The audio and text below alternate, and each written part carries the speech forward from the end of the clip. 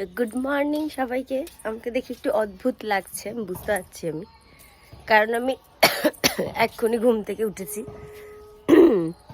আর প্রচণ্ড ঠান্ডাও লেগেছে।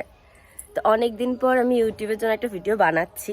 এখন আমার শরীরটা ঠিক থাকে না দেখে আমি কোনো ভিডিও বানাতে পারি না, ঠিক আছে। তো আজকে ভিডিও বানাচ্ছি হচ্ছে কিসের, আজকে হচ্ছে সরস্বতী পুজো। তো সরস্বতী পুজো উপলক্ষে আমি আজকের ব্লগটা শেয়ার করব। ফারাক্কাতে তো আমার সরস্বতী পুজো একটু অন্যভাবে কাটতো, তো ত্রিপুরাতে আমার সরস্বতী পুজো কীভাবে কাটে তো আমি সেটাই শেয়ার করব। তো আমাদের এই সামনের বাড়ি তোমাদেরকে দেখাচ্ছি, ওই দিকে একটা বাড়িতে আছো, ওই বাড়িটাতে হচ্ছে আজকে পুষ্পাঞ্জলি হবে। তো অনেকে কালকে পুজো করেছো, অনেকে আজকে পুজো করছো। তো কালকে কারা কারা পুজো করেছো অবশ্যই কমেন্টে আমাকে জানায়ও, আর আজকে কারা পুজো হচ্ছে সেটাও জানায়ও। তো আজকে আমরা করছি। তো এখন আমি ঠাকুর পুজো টুজো দিব, ততক্ষণ পুরোহিত চলে আসলে আমি ফল টল কেটে নিয়ে যাব। তো দেখতে থাকো। আমি আজকে উঠেছি মনে হয় 7টাতে, জীবনেও উঠি না। আমার মতো আরও কিছুজন আছে যারা উঠেও না, স্নানও করে না ঠিক করে রোজ রোজ। তার মধ্যে দেখাচ্ছি পাবলিকগুলো। স্নান করে নিয়েছিস? কটায় স্নান করেছিস বল জোরে জোরে? 7:20। 7টা 20তে কি গরম জলে ঠান্ডা জলে? হালকা হালকা গরম জল আর কি।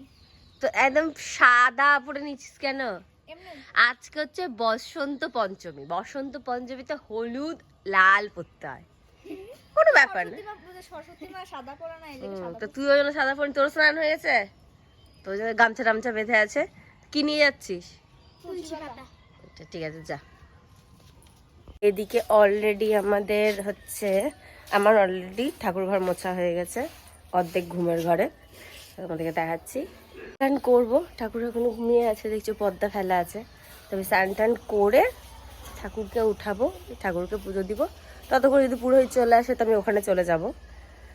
আর আমার শরীরটা একটুখানি খারাপ কালকে রাত থেকেই।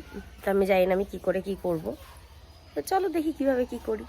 হয়ে গেছি, স্নান টান করে চলে এসেছি। স্নান টান করে আজকে যেহেতু বসন্ত পঞ্চমী, তাই আমি আজকে হলুদ আর লাল একটা শাড়ি পরেছি।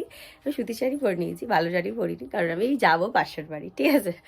তো যাই হোক, তো ওকেও আমি উঠিয়ে দিয়েছি। আর আমরা কেউ এত সকাল সকাল উঠি না, তো ওকেও উঠিয়ে দিয়েছি। ওকে বলেছি ফল টল নিয়ে আসতে, কারণ আমি ফল টল কালকে আমি কিচ্ছু আনি, মানে কালকে অবধি আমি ভাবছিলাম যে আমি করবো কি করবো না।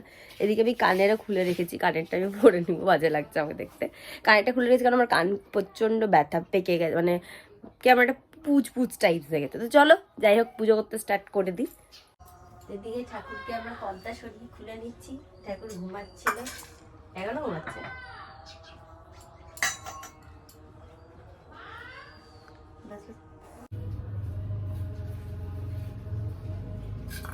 মা তুমি তুলসী পাতার ফুলটা নিয়ে আসি।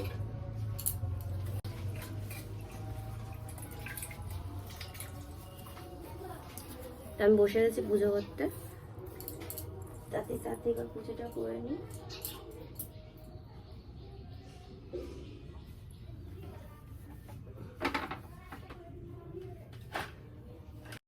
তো আমি এদিকে বসে গেছি ফল কাটতে। আর আমি ফার্স্টেই ফল কাটছি হচ্ছে পেয়ারা। আর পেয়ারা কাটতে গিয়ে কি বলবো, আমার একদম নাজেহাল অবস্থা হয়ে গেছে, কারণ পেয়ারাটা ভীষণই শক্ত ছিল। আর এদিকে তারপরে কাটছি হচ্ছে আখ। তো আখেও আমার কিন্তু হালুয়া টাইট হয়ে গেছিল, যেহেতু আমি ফল টল খুব একটা কাটি না, মাই কেটে পুরা পূজার ইতান যাইবো গা, টাইম যাইবো তোমার ফল কাটতে কাটতে। এরকম বড় না গো, লেবু না, কমলা লেবু এটা। না না, এটা হচ্ছে কুশার। 3-4টা 3টা নিয়ে দিই, উপরে নিয়ে দিই না। দক্ষিণা নিয়ে আসো, বিলে মুখ দিব। তো এইদিকে হচ্ছে এই দেখো আমার ডালা সাজানো কমপ্লিট। তোমাদেরকে এবার দেখিয়ে দিই।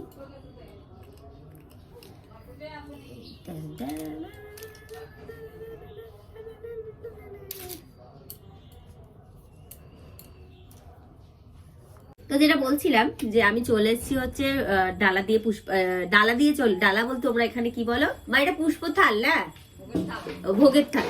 হ্যাঁ, আমরা তো এটাকে ডালা বলি, তোমরা তো এখানে বলো না, তাই তোমরা বুঝবা না। তো ভোগের থালা দিয়ে চলে এসেছি, এখন আমি ঠাকুর পুজো দিয়ে দিই, বাকি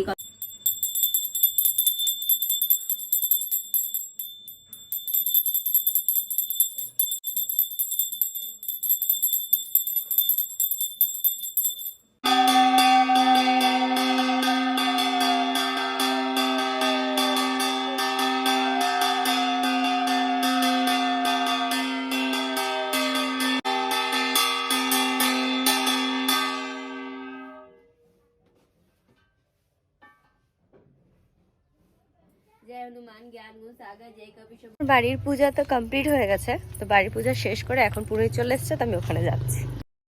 তো এইখানে আমি কি করে সরস্বতী পুজোতে মানে আমি অঞ্জলি দিলাম সেটা আমি তোমাদের সাথে শেয়ার করবো নেক্সট ব্লগে।